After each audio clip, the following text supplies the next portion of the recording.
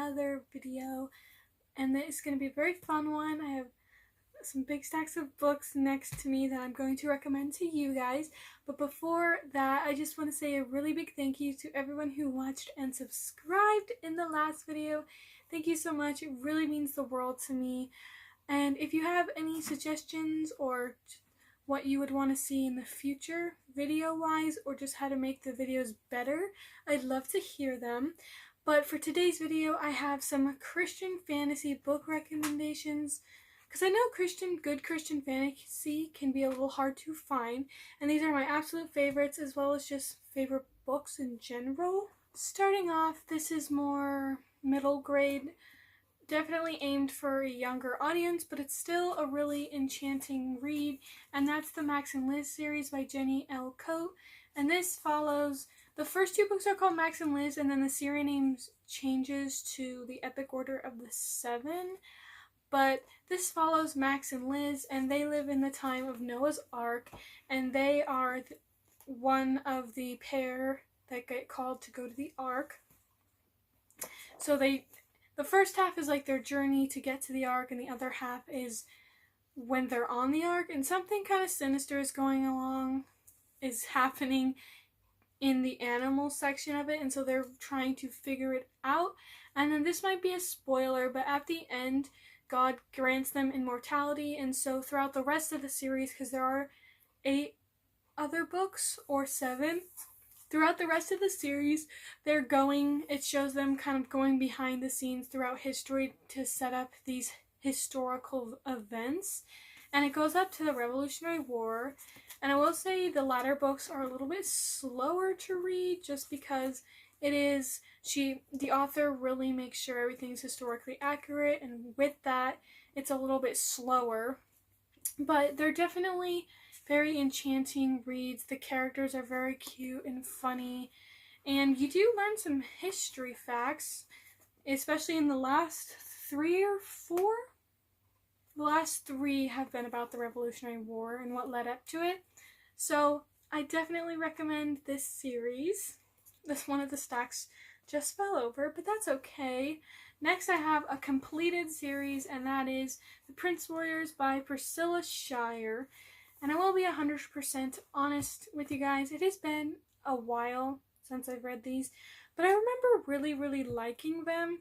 And I think these are YA, or I don't think they're middle grade, I think they're YA. But this follows multiple kids, and they sort of it's kind of in like Narnia. Don't know why I was struggling so much to say that, but it's sort of like Narnia in the fact that the kids, they get drawn into this other world, and that is the world of Ahoritos, which is the spirit world in this series, and they become prince warriors, and their duty as a prince warrior is to defend Ahoritos, because what happens in Ahoritos will affect the real world and their real lives. And it is completed, and it's 4 books. And like I said, it's been a while since I've read them, but I remember enjoying them. All of these next books are by one of my absolute favorite authors, and that is Chuck Black. He writes such amazing books, and mind blown every time. The first one being the Kingdom series. This is 6 books. It is completed. As you can see, they're shorter, quicker reads, but this is the Bible from Genesis to Revelation told throughout medieval terms. And these books are absolutely incredible. There's mythical beasts, battles, knights, tournaments, everything like that. And these books are absolutely they really just absorb all of your attention onto this story, and you just want to keep going and going and going with it. And the audiobooks, I 100% recommend. They put so much effort into them with the voice cast, the sound effects, that you can tell, and it's just such an enjoyable listen to.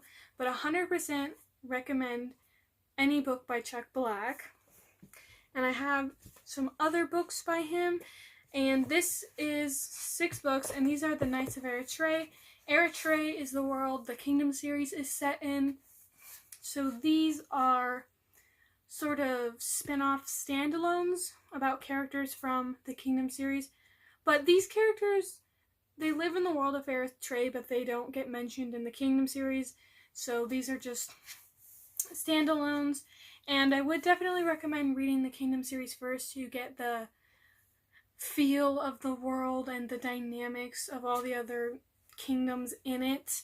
But these are super fun, and the audiobooks are great too. And then I have the last series I own by Chuck Black, and these aren't fantasy per se because they are set on Earth. But I had to recommend them because these are my favorites by him, and that is The War of the Realms. This is a trilogy completed, and it includes Cloak of the Light, Rise of the Fallen, and Light of the Last. And this follows Drew Carter.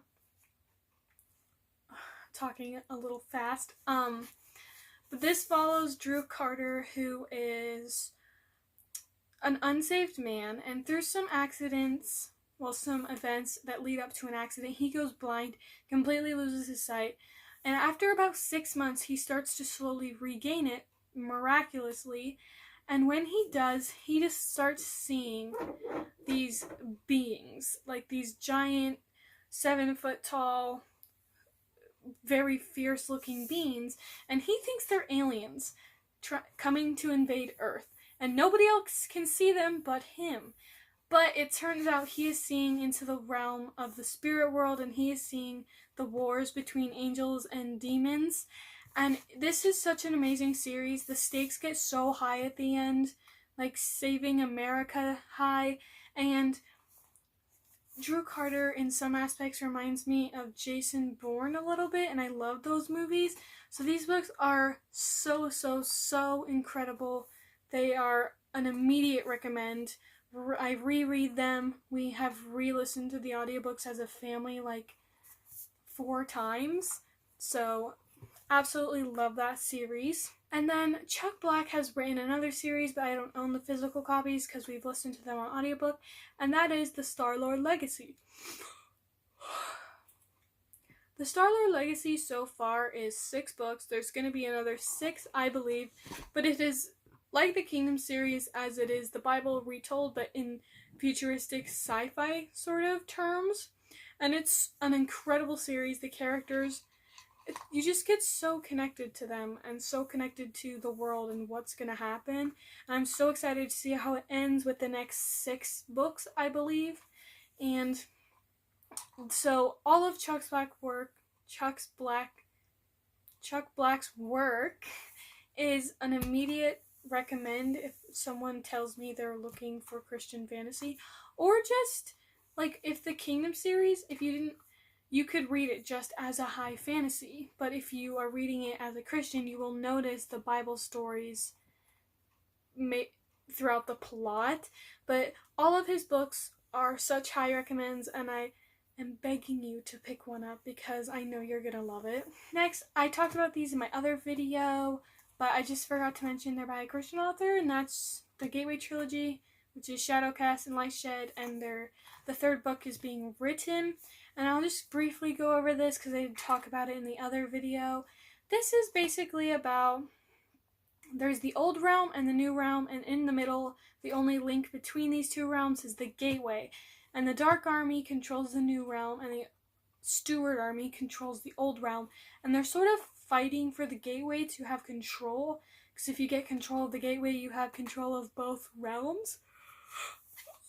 And this follows 2 main characters and some other very relevant side characters, and I love this series. I'm so excited to see how it ends, and she's an amazing author, and that is Crystal D. Grant. This one is just a standalone. I haven't read anything else by this author, but I really liked this one, and that is Wistress by Nadine Brands. Beautiful cover. Oh, that's Baby. You coming over here? She's confused. There's so many books on where she normally sleeps. Oh, do you want to see coming over here? Oh, is that what you want? Okay. Well, I guess she'll be helping me with the rest of the books. And I was talking about Wistress by Nadine Brands. Beautiful cover, but this follows, so in the world that this is set in, which the name is escaping me, but I'm just gonna move on. In this world, you can be given a talent, and a talent is sort of like a magical ability that vary from stopping time or growing plants. And or if you don't have a talent and you really want one, you can go to the Well of Talents, and if you pass the tests, it will grant you one. But the well's location is unknown. Nobody knows where it is. And the only person that is born with a talent is the Wistress. And our main character, Myrrh, is the Wistress in this book. And the Wistress can grant tears with her wishes. But Myrrh sort of has some trauma with that. And so she's not at all confident in being the Wistress. A woman places this curse on her that her next tear will kill her. So she'll only get one wish, and if she does make the wish, she'll die. And so Myrrh is trying to lift this curse, and she thinks that if she can get to the Well of Talents, she could lift the curse. So she's trying to get there, and then it follows another main character, and that is Bastian, who works for the king, and he's the one who can stop time with the snap of his finger. And he's sort of connected to some bad events that have been going on in the kingdom as of late. But the new king tells him to try and find the Wistress, because there's sort of rumors that a new one has appeared, because the last Wistress was like 100 years ago, I think, is the time frame. But anyways, the king asked Bastian to try and find her and get her on the king's side so he will have more power and influence. And this sort of follows their journey. And I really liked Myrrh, watching her become more and more confident in herself and really start to believe in herself. And I also liked the ending was really, really good. It sort of left it open to imagination a little, which I thought was super fun. So this is a really good read. My last little stack of books over here is all by the same author, and I read my first one of her books in January, and she has quickly become a favorite of mine, and that is Alyssa J. Zavalanos, I believe is how you say her last name. And the first one I read by her was The Earth Treader. And so in this book, it is the Earth Crest Kingdoms of... I don't know if you can hear that, but the dogs are going a little bit crazy. But this book is set in the Earthen Crest Kingdoms of Eilati. I think is how you say that. Fantasy names are hard to pronounce. Anyways, this follows Ryla, who is 18 years old, and her family sort of live in this smaller town. And one day she's out in the forest, and she meets this cat.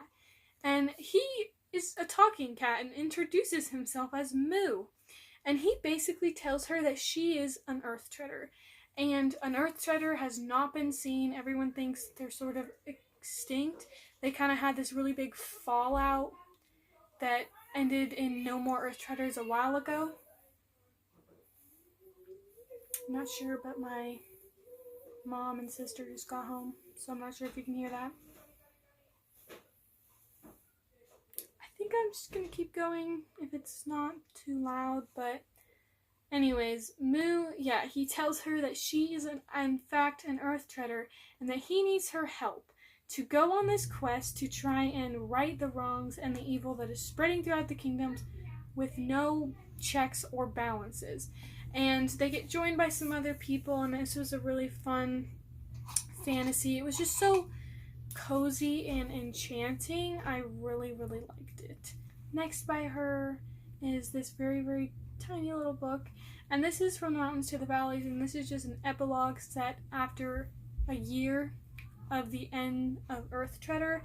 And I thought it was the absolute perfect ending for all of the characters. You don't have to read this, but I just wanted to, and it was 100% worth it, and I really liked it. Next by her is a classical retelling of 20,000 Leagues Under the Sea called Unearth the Tides. I sort of skim-read 20,000 Leagues Under the Sea for school a while ago. I think if I were to read it now, I'd appreciate it more, but I really liked this one.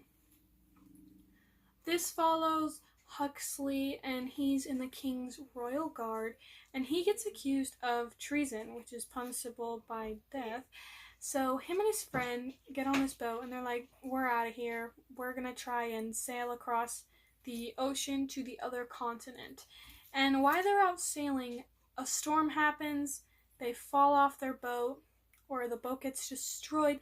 They wake up and find themselves on this weird sort of wooden structure that is built onto the Crimson Death, which is this creature that is grown into a really big legend.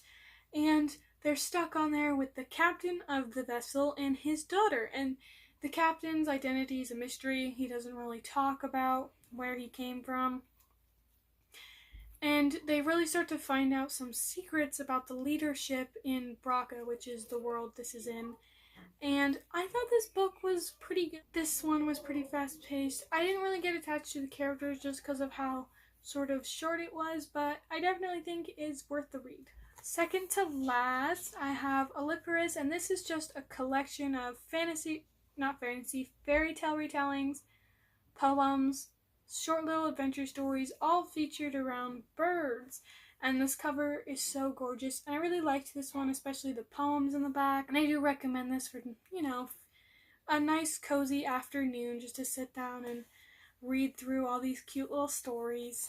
Lastly by her is my favorite one, and that is Andlewood. Gorgeous cover, and this is an amazing book. And this is set in the world of Griscol, and it follows Holland. And Holland is never really known who her parents were. She is an orphan, and she is a seamstress, and that's what she does for her living. And she sort of lives in one of the poorer towns. Holland has always been drawn to The Tale of Andlewood, which is a book in here about the elves, if I remembered correctly, which are rumored to have lived in Griscol before humans came. And the book is forbidden because magic is an absolute no in this kingdom. And through certain events, she sort of sets off on this journey. And she is accompanied part of the way there by Marcus, and he's her best friend. He lives in the next town over, and he's a farmer, and he's very loyal to her and wants to help her just go on this journey that she's planned. And I really liked him. He was a very loyal side character, and he gets his own story too. But yes, this book was an absolute favorite. It's just so enchanting and whimsical. There are some fairies, mermaids, dragons, elves. Absolutely worth the read. All of her books, her writing style is just so nice to read. And I 100% recommend all of her books. Well, that is all the recommendations I have for some nice Christian fantasy. And I once again just want to say thank you to everyone who subscribed and watched the last video. I quickly wanted to show you guys this cool little decor thing. And that's this dragon. There is a top part to the egg that screws on, but it's up on my shelf. And this is a 3D printed, and it's got a little baby inside. Really quickly, I wanted to also show you guys a little crochet project I've been working on. And that's this little baby hat for my baby half brother who was born like a week ago. And it's just so cute. I think it's my first crochet project that actually ever turned out. Anyways, without further ado, I'm going to say goodbye, and I hope you liked the recommendations.